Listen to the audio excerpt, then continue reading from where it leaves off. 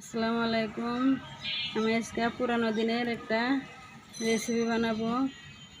এটা হচ্ছে পাঁচশোর ধান ধান টেকে যেভাবে বেসন ফেলায় সেভাবে টেকে শুকায়, রোদে শুকাইয়া ঢেকিতে বানা হয়েছে। এটা হচ্ছে সে পাঁচশোর ধান। আমি এটাকে আধা ঘন্টা আগে ভিজে রেখেছিলাম। আমি এটাকে ভালো করে চিপে পানি বের করব। এরকম করে ভালো করে সেঁকে নেব। এরকম করে চিপে এর ভিতর থেকে ধানের অংশ বের করে ফেলব। আমি এরকম করে সবগুলো চিপে নেব। দেখেন আমি পরিষ্কার করে নিয়েছি। এটাকে আমি চালনির সাহায্যে ছেলে নেব। পানিটা ভালো করে পরিষ্কার করে নেব। দেখেন আমি পানিটা ভালো করে সেঁকে নিয়েছি, এর ভিতরে কোনো ময়লা নেই। দেখেন আমি বড় সাইজের একটা পাতিল নিয়েছি, দিয়ে দিব লবণ।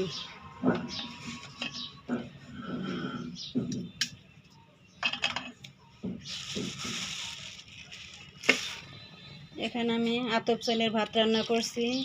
ভাত রান্নাটা আমি দেখাই নাই, ভাত রান্না সবাই পারে, একটু নরম করে রান্না করবেন তাহলে ভালো হবে।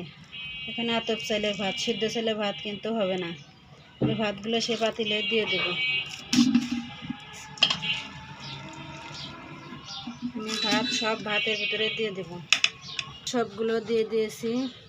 দেখবে যে ধানের ভিতর থেকে যে চাউল বের হয়েছিল, সেই চাউল আমি গুঁড়া করে রেখেছিলাম, সেখান থেকে আমি সেই চাউলের গুঁড়া দিয়ে দেব। আমি অল্প করে এখন দিয়ে দেবো, পরে আবার নাগলে আবার দিয়ে দেবো। এটাকে ভালো করে ঘেটে নেব। বড় নাকের সাহায্যে ভালো করে এরকম করে ঘেটে নেব। আমি সেই সেঁকে রাখা পানিও দিয়ে দেবো একটু।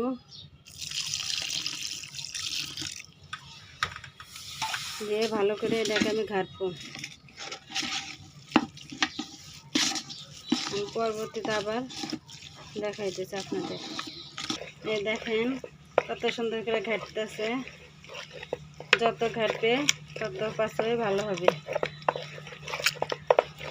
আমি এর ভিতরে আরও ভাত দিয়েছি, আরও সে গুঁড়া দিয়েছি, দিয়ে আমি ভালো করে আরও ঘেটে নেব। দেখেন পাঁচশোটা আমার ঘেটে নেওয়া হয়ে গেছে। আমি এখন আর একটু পানি লাগবো, আমি পানিটা দিয়ে দেবো। এই যে সেই সেটা পানি দিয়ে দিলাম, ভালো করে নেড়ে নেব। আপনারা এর মাঝে লবণ চেখে নেবেন, দেখবেন লবণ কেমন হয়েছে। আমি এটাকে ভালো করে ঢাকা দিয়ে রেখে দেব, কালকে সকালে আপনাদের দেখাবো। দেখেন আমি এখন এর উপরে সেই চালের গুঁড়া ছিটে দেব। এর মাঝে আপনারা লবণ চেক করে নেবেন, লবণটা কেমন হয়েছে। লবণ কম হলে কিন্তু মজা লাগবে না। এরকম করে চালের গুঁড়া ছড়িয়ে ঢাকা দিয়ে রেখে দেব, কালকে সকালে আপনাদের দেখাবো।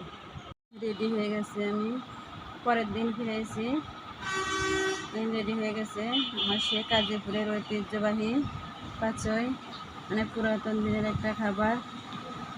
দাদি হাতের এই খাবারটা খেয়েছি, অনেক মজার একটা খাবার।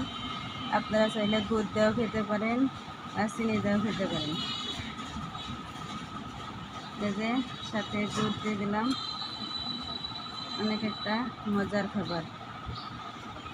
আমার এই পাঁচের রেসিপি যদি আপনাদের ভালো লেগে থাকে তাহলে অবশ্যই বাসায় ট্রাই করবেন। আর যারা যারা পাঁচই খেতে পছন্দ করেন তারা অবশ্যই আমার কমেন্ট বক্সে এসে জানাবেন। আল্লাহ হাফেজ।